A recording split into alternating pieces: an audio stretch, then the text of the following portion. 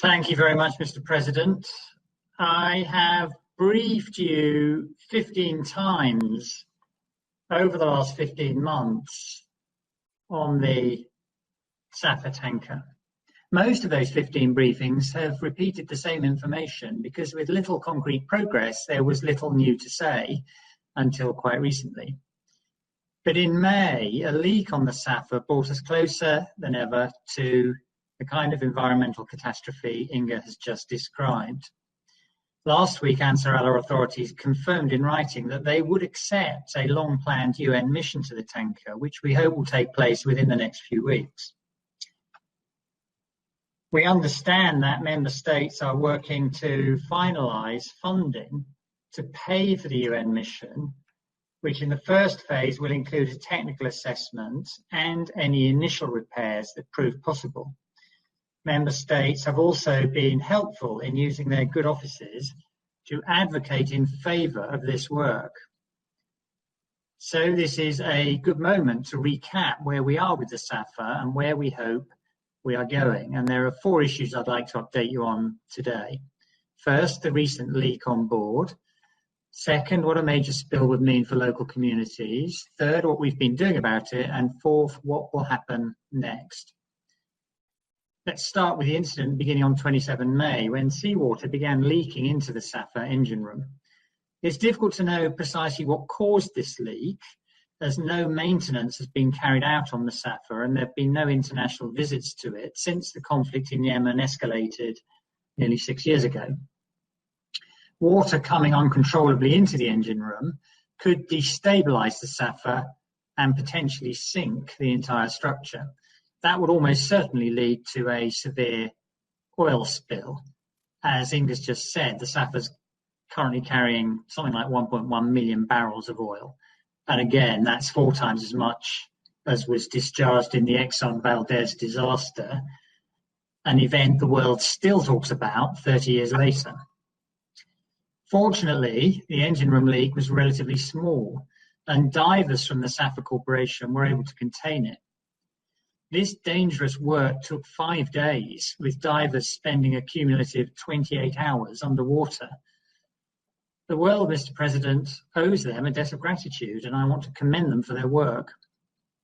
But the fix they applied is only temporary, and it's impossible to say how long it might hold. The world might have a bit more time to solve the larger problem, but not much. This brings me to my second point, the impact of a spill. Inga's just described the appalling environmental consequences for Yemen and its neighbours.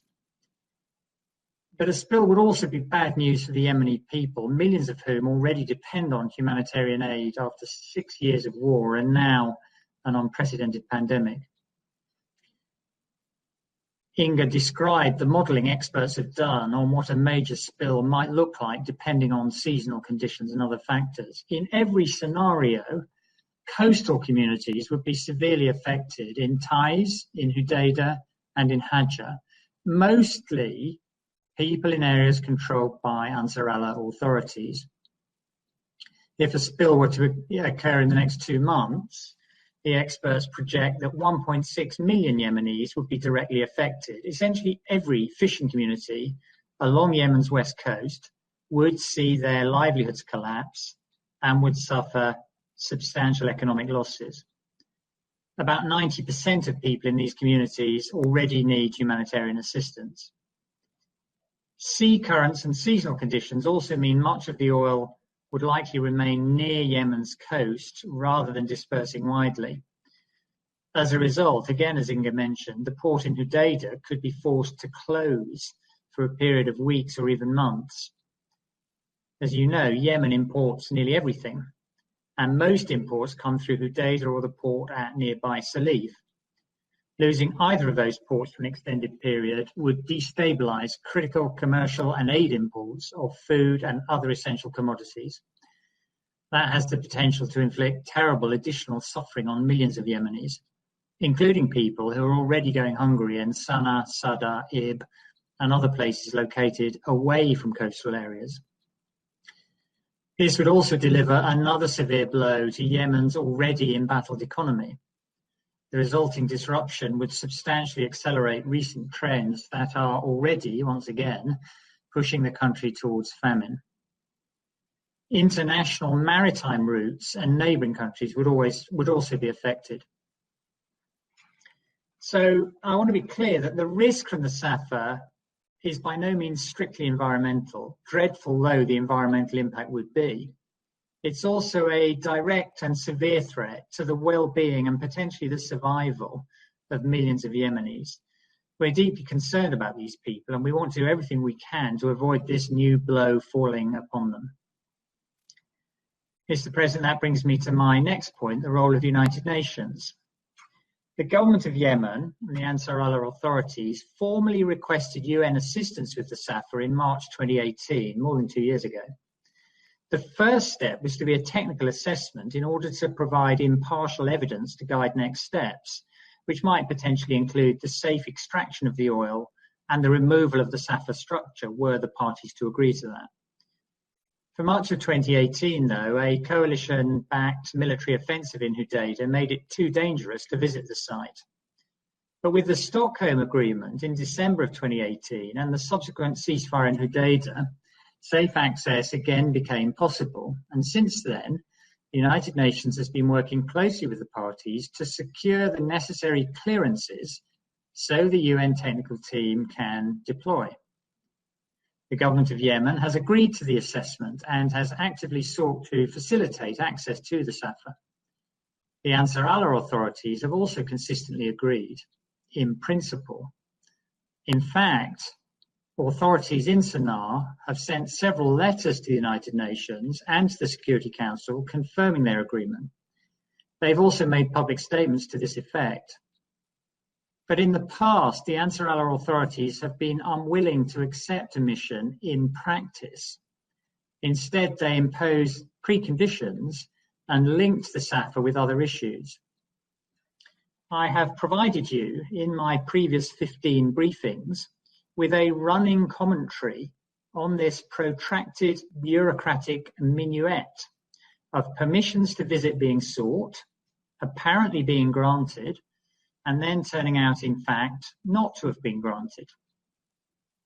The most frequent demand from the Ansar Allah authorities has been to deploy the UN verification and inspection mechanism to Hudaydah prior to any assessment of the Safer. That is a completely unrelated issue to that of the tanker. I want to emphasize here that from a humanitarian perspective, we do not take a position on where UNVIM is deployed. That's a political issue, and it's subject to agreement by the parties. My only objective with the Safer, with UNVIM, and indeed on all our work, is to alleviate suffering and prevent a humanitarian catastrophe.